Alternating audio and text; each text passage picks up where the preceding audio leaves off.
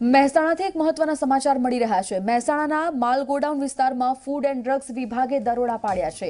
રૂચિ ટ્રેડિંગ કંપનીમાં food and drugs વિભાગે રેડ પાડી 58 સિંગતેલના ડબ્બા સીઝ કર્યા છે। તો તેલનો જથ્થો શંકાસ્પદ હોવાની માહિતીના આધારે કાર્યવાહી કરવામાં આવી રહી છે। તેલના સેમ્પલને લેબોરેટરીમાં મોકલી આપવામાં આવ્યા છે અને જ્યાં સુધી રિપોર્ટ નહીં આવે ત્યાં સુધી તેલના ડબ્બા સીઝ રાખવામાં આવશે તેવી પણ માહિતી છે।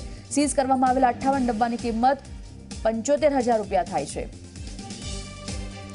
તો મહેસાણા ફૂડ એન્ડ ડ્રગ્સ વિભાગ દ્વારા દરોડા પાડવામાં આવ્યા છે। મહેસાણામાં રૂચિ ટ્રેડિંગ કંપનીમાં ફૂડ એન્ડ ડ્રગ્સ વિભાગની ટીમ ત્રાટકી છે, જેમાં 58 સિંગતેલના ડબ્બા સીઝ કરવામાં આવ્યા હોવાના સમાચાર છે। તેલનો જથ્થો શંકાસ્પદ હોવાની માહિતી ટીમને મળી હતી, ફૂડ એન્ડ ડ્રગ્સ વિભાગની ટીમને, અને ત્યારબાદ આ કાર્યવાહી કરવામાં આવી છે। તેલના સેમ્પલને લેબોરેટરીમાં મોકલી આપવામાં આવ્યા છે અને જ્યાં સુધી આ સેમ્પલનો રિપોર્ટ નહીં આવે ત્યાં સુધી 58 તેલના ડબ્બા સીઝ રાખવામાં આવશે। સીઝ કરવામાં આવેલા 58 ડબ્બાની કિંમત અત્યારે 75,000 રૂપિયા આંકવામાં આવી છે। તેજસ દવે ફોન લાઈન પર જોડાઈ ગયા છે મહેસાણાથી સંવાદદાતા। તેજસ, ફૂડ એન્ડ ડ્રગ્સ વિભાગે કઈ જગ્યાએ શું કાર્યવાહી હાથ ધરી છે?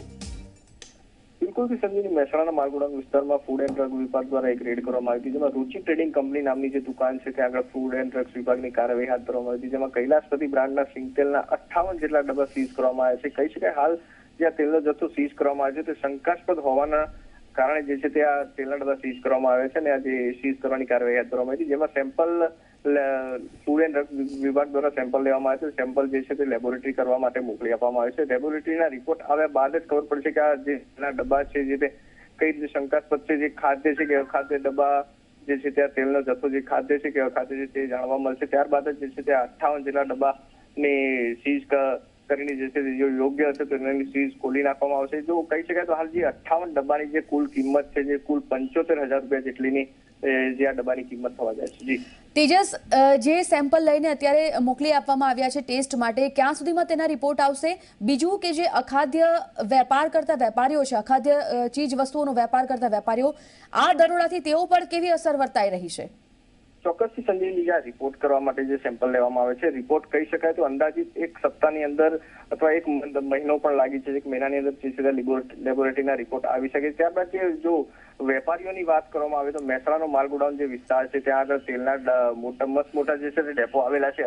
જે જોતા રેડ કરતાની સાથે જ અન્ય જે વેપારી આલમ છે તેમાં પણ ક્યાંક ને ક્યાંક ફફડાટ જાગ્યો છે કે જે અખાદ્ય તેલના ડબ્બા જો ઝડપાઈ આવશે તો તેમના પણ જે છે તે યોગ્ય કાર્યવાહી કરવામાં આવશે। તે કહી શકાય કે માલ ગોડાઉન જે વિસ્તાર છે તેમાં પણ જે વેપારીઓ છે તેમના અંદર પણ એક ફફડાટનો આલમ જે છે તે જોવા મળી રહ્યો છે। જી બિલકુલ તેજસ, માહિતી માટે આપનો આભાર। તો મહેસાણામાં ફૂડ એન્ડ ડ્રગ્સ વિભાગની ટીમે દરોડા પાડ્યા છે રૂચિ ટ્રેડિંગ કંપનીના ત્યાં।